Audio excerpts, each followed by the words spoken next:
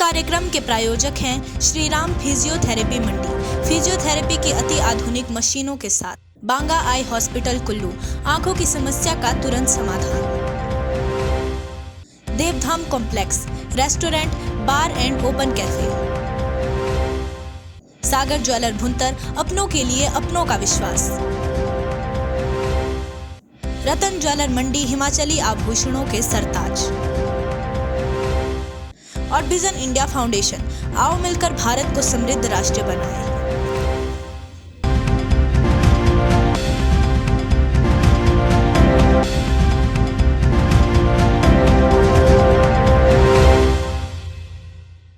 नमस्कार, मैं हूं मनोरंजनी गौतम और आप देख रहे हैं न्यूज प्लस टीवी चैनल। आज के इस खास कार्यक्रम में आपका स्वागत है।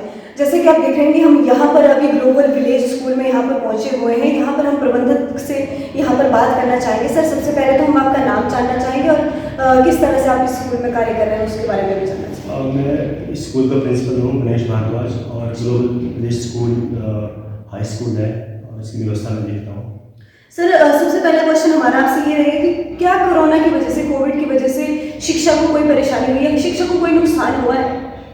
बहुत ज़्यादा नुकसान हुआ है। 2 साल जो है वो बच्चों के बहुत ही बर्बाद हुए हैं। इसमें न केवल बच्चों का नुकसान हुआ है बल्कि उनका आगे जो आने वाला समय है जो उसके लिए भी इसकी भरपाई करना बहुत मुश्किल है।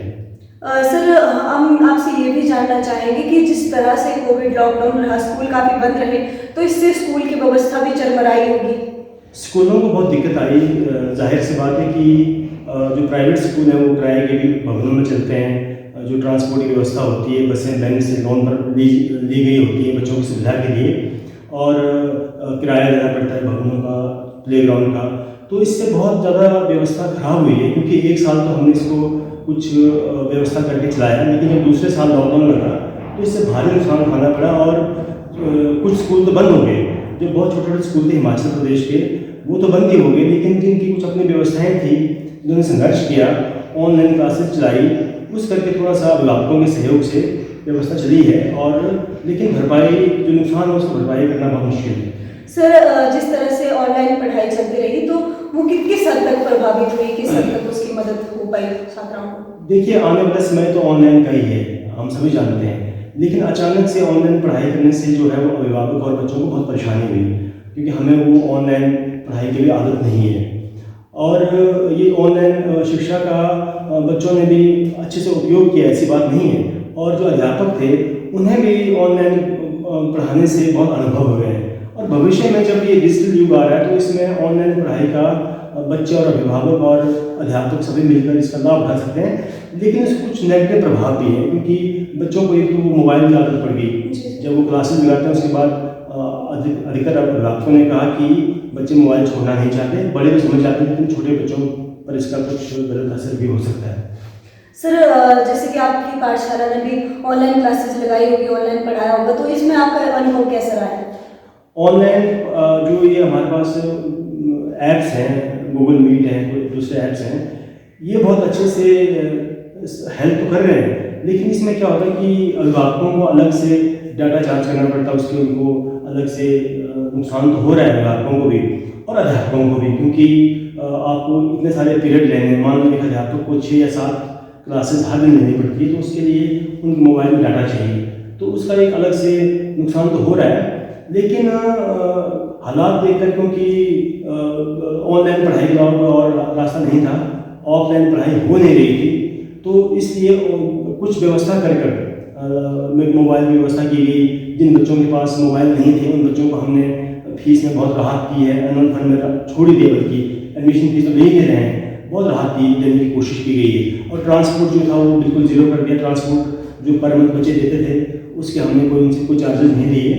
तो इस तरह से ये व्यवस्था चली है। तो ऑनलाइन पढ़ाई का अनुभव तो हमारा अच्छा रहा, इससे बच्चों को भी और अध्यापकों को भी बहुत चीज़ें सीखने को मिली हैं।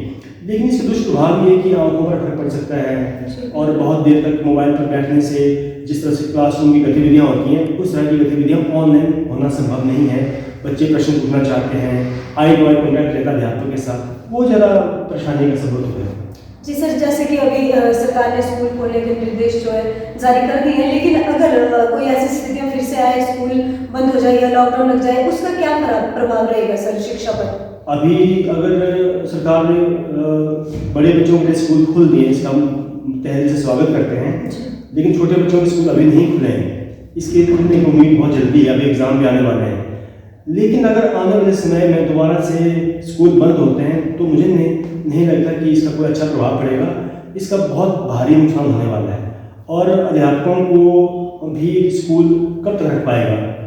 अभिभावकों की तरफ से पूरी फीस नहीं आएगी और बार बार कुछ विभागों की तरफ से या जो हमारा ये शासन है, सरकार है, इसकी तरफ से कई बार कुछ ऐसे बयान आते हैं जिससे कि वो फिर जो है स्कूल की फीस आने में भी दिक्कत रहती है। अगर फीसें नहीं आएंगी तो बिल्डिंग का किराया देना शुरू हो जाएगा, अध्यापकों की तनख्वाहें नहीं निकलेंगी, जो स्वरोजगार उत्पन्न किया हुआ है, सेल्फ एम्प्लॉयमेंट, वो खत्म हो जाएगा। प्राइवेट स्कूलों ने बहुत सारे लोगों को रोजगार दिया है, वो खत्म हो जाएगा। और 2 साल तो जैसे कि हमें निकाल दिए हैं, आगे निकालना बहुत मुश्किल हो जाएगा। इसके बहुत सारे लोग बेरोजगार हो जाएंगे और बच्चों का जो ये 2 साल खराब हुए हैं, ये इसकी भरपाई करना वैसे मुश्किल है। 1 साल और बर्बाद हो जाएगा तो वो बच्चे कैसे पढ़ेंगे आगे, कंपटीशन कैसे देंगे। और जो छोटे बच्चे हैं जो अभी बिल्कुल नर्सरी केजी में आने वाले थे, वो उनकी एज ज़्यादा हो चुकी है, वो अब सेकेंड या थर्ड क्लास में आने वाले हैं, तो वो उनका जो ये फाउंडेशन थी उस पर बहुत असर पड़ेगा। सर, आपके अनुसार जो लॉकडाउन है या स्कूल बंद रहेंगे तो उससे छोटे बच्चों को ज़्यादा असर पड़ेगा, बुरा असर पड़ेगी, या बड़े बच्चों को, मतलब जो छोटे क्लासों के बच्चे या बड़े क्लासों के? अनुरंजनी जी, दोनों तरह के बच्चों पर असर पड़ा है। अब आप देखिए, मैं आपको उदाहरण देता हूँ। जो छोटे बच्चे थे अभी 2020 मार्च में, जो अभी नर्सरी में आने थे, वो अभी 2022 मार्च में सेकेंड क्लास में जाएंगे। उन्होंने क्लासरूम और स्कूल की शक्ल भी नहीं देखी है। जो अध्यापक हाथ पकड़ पकड़ उनको सिखाते थे लिखना पढ़ना, वो उनके हिस्से में नहीं आया। उन्हें तो भारी नुकसान है ये। और कुछ अभिभावकों ने घर पर मेहनत तो की है, परिश्रम किया अभिभावकों ने, उनके बच्चे तो ठीक हैं। जिनके घर में पढ़ाने वाले नहीं हैं, उनका जो है वो बेस बहुत कमज़ोर हो चुका है। रही बड़े बच्चों की बात, जिन्होंने बोर्ड के एग्ज़ाम देने थे 2020 में, उनका बहुत बुरा हाल है, उनको नुकसान हुआ है। और 10th और +2 के बोर्ड के एग्ज़ाम, 2021 वाले बोर्ड के एग्ज़ाम का हालात देखें, 2022 आ चुका है, इसमें बोर्ड के एग्ज़ाम होंगे। तो इन बच्चों ने आगे इंजीनियरिंग और मेडिकल साइड जाना था या किसी ने कॉमर्स की तरफ जाना था, वो डिसाइड कैसे करेंगे? और कोई प्रॉपर गाइडेंस मिल नहीं पा रही है, स्कूल बंद है, तो अध्यापकों के साथ कोई इंटरेक्शन नहीं है, तो ये बहुत दिक्कत है। कोचिंग क्लासेस भी बंद है बहुत जगह पे, तो बच्चों का, बड़े बच्चों पर इसका बहुत असर पड़ेगा। इनके 2-3 साल बर्बाद हो गए हैं और जितने भी जो एग्ज़ाम होते थे ये मेडिकल साइड के या इंजीनियरिंग साइड के, उसमें भी भारी नुकसान का सामना करना पड़ रहा है। सर, स्कूलों को बंद करके आपको क्या लगता है कि स्कूलों को बंद करके और मतलब अच्छी तरह से ना खोल के सरकार कोरोना पर नियंत्रण पाने में कितने हद तक कामयाब रही है? देखिए, लगता तो ये कि कोरोना पहले तो 1 साल में तो बहुत अच्छा रहा कि स्कूल पूरे बंद हो गए, कोरोना के ऊपर नियंत्रण भी देखा गया। लेकिन बाद के दिनों में देखा गया कि कोरोना जो है वो इसके ऊपर भी बहुत भ्रम है।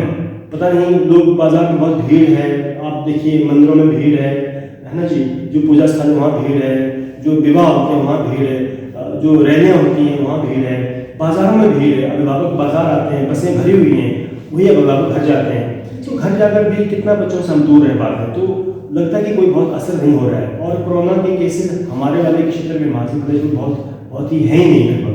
हमने तो आसपास बहुत कुछ ऐसा देखा नहीं कि बहुत घबराने की जरूरत है, पैनिक क्रिएट करने की जरूरत है। तो मुझे लगता है कि ये अब बंद नहीं होना चाहिए, ये आंकड़ों का खेल खत्म होना चाहिए। ये जब टेस्ट करते हैं तो आंकड़े बढ़ जाते हैं, जब टेस्ट करने के लिए सरकार इनकार कर देती है तो आंकड़े कम हो जाते हैं। तो ये आंकड़ों का खेल अब लगता है कि बंद होना चाहिए और बच्चों के भविष्य के साथ खिलवाड़ नहीं होना चाहिए। हम स्कूलों में पूरी सफाई के साथ अच्छे से बच्चों को रखने के लिए तैयार हैं। उसका रोस्टर सिस्टम बन सकता है, कुछ क्लासों मतलब कुछ भीड़ ना करके उसको अलग अलग करके हम कुछ इस तरह से व्यवस्था करें कि कभी छोटे बच्चों को बुलाएं, कभी बड़े बच्चों को बुलाएं। तो स्कूल खुलना बहुत ज़रूरी है और ये अब पूरे हिमाचल में इसकी मांग उठ रही है और सरकार को यह सोचना चाहिए। अभिभावकों के पर भी मानसिक दबाव है, बच्चों को लगभग अभी बहुत स्ट्रेस है। अभी पीछे स्कूल खुले तो हमने देखा कि बच्चे लगभग टेंशन में हैं, उनके ऊपर एक अलग तरह का तनाव है, क्योंकि अभिभावक घर पे बोलते हैं, माँ बाप बोलते हैं तुम पढ़ नहीं रहे हो, तुम्हें पढ़ना चाहिए। और स्कूल जब आके अध्यापक जब पूछते हैं तो उनका बेस बहुत कमज़ोर है, उन्हें पिछला और कुछ आता नहीं है, आगे क्या पढ़ना है, उनके ऊपर जो है बहुत ही मनोवैज्ञानिक तरीके से अभिभावकों और अध्यापकों को मिलकर काम करना पड़ेगा, तभी जाकर उनका जो पिछला जो नुकसान हुआ है 2 सालों का, उसकी भरपाई हो सकती है, ऐसा मुझे लगता है। सर, जैसे कि हम सभी जानते हैं कि प्राइवेट स्कूल और सरकारी स्कूलों में जो है ना अध्यापकों की पेमेंट रुकी है, ना किसी तरह का ऐसे तो नहीं हुआ है इस सरकारी स्कूलों के साथ, लेकिन प्राइवेट स्कूल में सर स्कूल बंद होने का क्या असर हुआ है प्राइवेट स्कूल में? और सर आप की अभी जो है वर्तमान में सरकार से क्या मांगे हैं जो कि आपकी इस स्थिति को आप में इसमें कुछ राहत मिल सकती है? देखिए, सरकार से कोई इस तरह का राहत मिलने की संभावना तो नहीं रहती है, इसको मैं देख भी नहीं पा रहा हूँ इस तरह से कि किस तरह वो सरकार हेल्प कर सकती है। और सरकार एक तरफ हमारी हेल्प कर सकती है, जो हमारे जो ट्रांसपोर्ट का जो बसों का जो व्यवस्था है उसके टैक्सेस माफ़ कर सकती है पूरे के पूरे, और इंश्योरेंस कंपनीज को भी हमको कुछ राहत देनी चाहिए। एक काम तो ये हो सकता है, बाकी बैंक की किस्तें जा रही हैं उसमें कोई राहत देने की कोई संभावना नहीं है। और होना तो ये चाहिए था कि कुछ मदद सरकार करती है जिनके अध्यापक स्कूल में लगातार काम कर रहे हैं, तो ऐसी संभावना कम दिखती है क्योंकि गवर्नमेंट का अपना अलग व्यवस्था है। ये व्यवस्था तो हमको खुद देखनी पड़ेगी। गवर्नमेंट के अध्यापकों को पूरी सैलरी मिल रही है। निजी स्कूलों के बहुत सारे, जिनको मैं भी जानता हूँ, जिनसे मेरी बात होती है, हमारा संगठन भी है, बहुत सारे स्कूल तो लगभग पूरी सैलरी भी दे रहे हैं। कहीं कहीं पर अध्यापकों के साथ बैठकर बात की गई, क्योंकि जब अभिभावक ही फीस पूरी नहीं देंगे तो हमने अध्यापकों से भी बात की है कि आपका वर्कलोड कम हो चुका है, आप घर बैठकर पढ़ाएंगे तो हम कुछ 25-30%, कहीं पर 50% की सैलरी कम करके, लेकिन लगातार सैलरी लगातार दी जा रही है। हमें भवन के किराए में कोई राहत नहीं मिली, हमने बिल्डिंगों का पूरा किराया भरा गया 2 सालों में, तो उनका मानकों को किराया दिया गया, बसों की किस्तों में कोई राहत नहीं मिली है। अध्यापकों को हमने कभी निकालने की कोशिश नहीं की और ना ही आगे करेंगे। अध्यापक हमारे साथ जुड़े हैं, उनकी सैलरी जा रही है। हमने पहले कहा कि हो सकता है कि आगे स्थिति और ख़राब हो जाए और ऑनलाइन पढ़ाई अच्छे से चलती है। हमारे तो जो संसाधन है वो अध्यापकों की फीस ही है, जैसे वो फीस देंगे हम अध्यापकों को सैलरी देने में सक्षम होंगे। और अभी तक तो ऐसी बहुत बड़ा मुश्किल तो नहीं आई है, हम इसको व्यवस्था को बनाए रख पा रहे हैं और अध्यापकों की सैलरी जारी है तमाम, तो इसमें कोई शक नहीं है और इसलिए अध्यापक काम भी कर रहे हैं। जी सर, आपने बहुत अच्छी जानकारी दी और आपका धन्यवाद करना चाहेंगे सर। आप हमारे साथ जुड़े रहें और दर्शकों का भी धन्यवाद करना चाहेंगे कि वो अब तक हमारे साथ जुड़े रहें। आगे भी हम आपको ऐसे ही अन्य कार्यक्रम दिखाते रहेंगे, तब तक के लिए धन्यवाद। धन्यवाद।